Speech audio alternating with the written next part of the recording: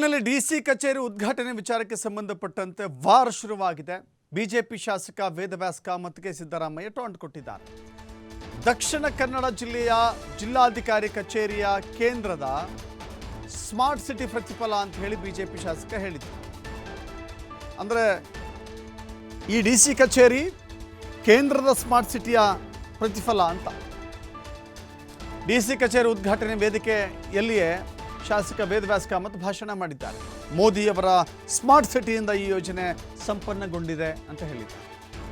ಕೇಂದ್ರ ಅನುದಾನ ಕೊಡದಿದ್ರೆ ಈ ಯೋಜನೆ ಆಗ್ತಾ ಇರಲಿಲ್ಲ ಅಂತ ಶಾಸಕ ಹೇಳಿದ್ದಾರೆ. ಬಿಜೆಪಿ ಶಾಸಕನ ಹೇಳಿಕೆಗೆ ಅದೇ ವೇದಿಕೆಯಲ್ಲಿದ್ದಂಥ ಸಿಎಂ ಸಿದ್ದರಾಮಯ್ಯ ಹೇಳಿದ್ದಾರೆ, ಮಿಸ್ಟರ್ ಕಾಮತ್, ನಾನೇ ಗುದ್ದಲಿ ಪೂಜೆ ಮಾಡಿ ನಾನೇ ಉದ್ಘಾಟನೆ ಮಾಡಿದ್ದೇನೆ. ನೀವು ಸ್ಮಾರ್ಟ್ ಸಿಟಿ ಕಾರ್ಯಕ್ರಮ ಪ್ರಧಾನಿ ಮಾಡಿದ್ದು ಅಂತ ಹೇಳ್ತಾ ಇದ್ದೀರಿ, ಒಪ್ಕೋತೇನೆ. ಆದರೆ ಅರ್ಧ ದುಡ್ಡು ನಾವು ಕೊಡ್ತಾ ಇದ್ದೀವಿ, ಅರ್ಧ ದುಡ್ಡು ನೀವು ಕೊಟ್ಟಿದ್ದೀರಿ.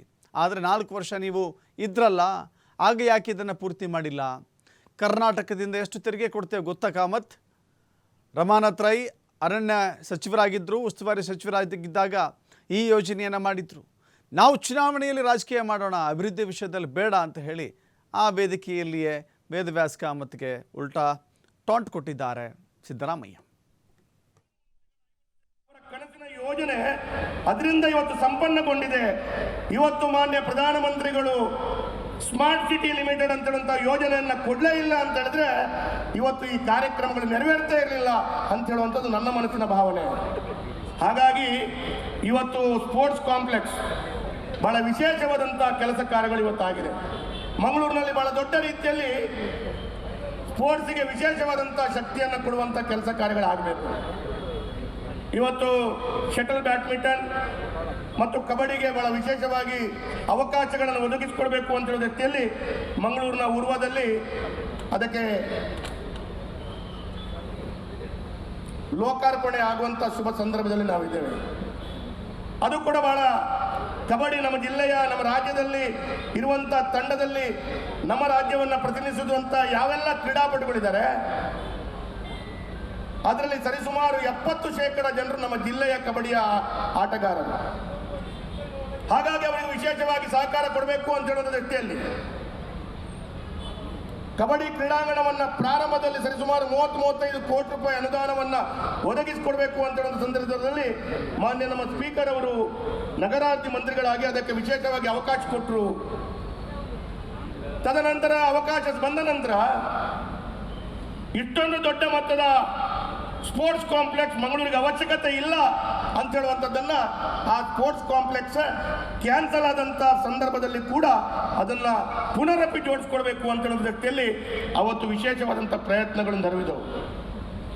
ಅದಕ್ಕೆ ಬಹಳ ದೊಡ್ಡ ರೀತಿಯಲ್ಲಿ ಶಕ್ತಿಯುತವಾಗಿ ಆ ಸಂದರ್ಭದಲ್ಲಿ ಇವತ್ತು ಹೇಗೆ ಸಚಿವರುಗಳು ಹೇಳಿದರು, ಆ ಸಂದರ್ಭದಲ್ಲಿ ವಿಶೇಷವಾಗಿ ಆ ಕಾರ್ಯಕ್ರಮದ ಶಿಲಾನ್ಯಾಸ ಮಾಡುವಂಥ ಯೋಗ ಮತ್ತು ಇವತ್ತು ಲೋಕಾರ್ಪಣೆ ಮಾಡುವಂಥ ಯೋಗದಲ್ಲಿ ಕೂಡ ನನಗೆ ವಿಶೇಷವಾಗಿ ಅವಕಾಶಗಳು ಲಭಿಸಿದ್ದು ಈ ಸಂದರ್ಭದಲ್ಲಿ ಉಲ್ಲೇಖ ಮಾಡಬೇಕು. ಈ ಲೋಕಾರ್ಪಣೆ ಎರಡೂ ನಾನೇ ಒಂದು ಸೌಭಾಗ್ಯ ನಂದು ಏನಪ್ಪ ಅಂತಂದ್ರೆ ಇಷ್ಟು ಕಾಮತ್ ನಾನೇ ಇದಕ್ಕೆ ಬುದ್ಧಿ ಪೂಜೆ ಮಾಡಿದ್ದೆ.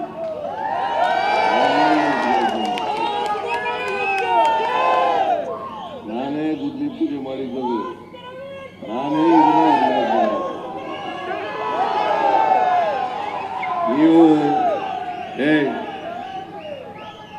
ನೀವೊಂದು ಮಾತು ಹೇಳಿದ್ರಿ, ಸ್ಮಾರ್ಟ್ ಸಿಟಿ ಕಾರ್ಯಕ್ರಮವನ್ನ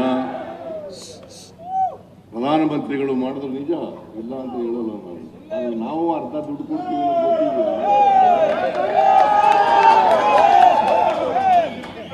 ಅಲ್ಲಪ್ಪ, ಅದು ಅರ್ಧ ದುಡ್ಡು ಕೊಡ್ತೀವಲ್ಲ. ನೀವು 4 ವರ್ಷ ಇದ್ರಲ್ಲ, ಹಾಗೆ ಖರ್ಚು ಮಾಡಲಿಲ್ಲ.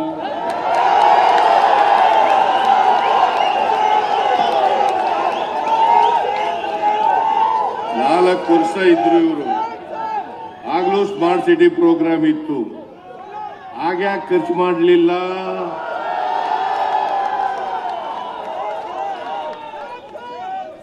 ಖರ್ಚು ಮಾಡಿದ್ರೆ ಇಷ್ಟು ದಿನ ಬೇಕಾಗಿತ್ತ?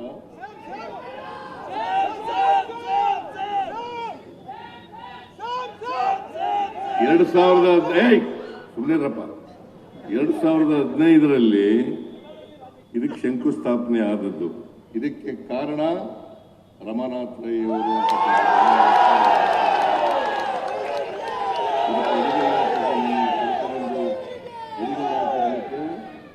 ರಮಾನಾಥ್ ರೈ ಅವರು ಜಿಲ್ಲಾ ಮಂತ್ರಿ ಆಗಿದ್ರು, ಉಸ್ತುವಾರಿ ಸಚಿವರಾಗಿದ್ರು, ಅರಣ್ಯ ಇಲಾಖೆ ಸಚಿವರಾಗಿದ್ರು. ಅವರು ನನ್ನನ್ನು ಕರ್ಕೊಂಡ್ಬಂದು ದಕ್ಷಿಣ ಕನ್ನಡ ಜಿಲ್ಲೆ ಮಂಗಳೂರಿನಲ್ಲಿ ಒಂದು ಜಿಲ್ಲಾಧಿಕಾರಿ ಕಚೇರಿ ಬೇಕೇ ಬೇಕು, ಹೊಸ ಕಚೇರಿ ಆಗಬೇಕು ಅಂತೇಳಿ ನನ್ನ ಮೇಲೆ ಒತ್ತಡ ಹಾಕಿ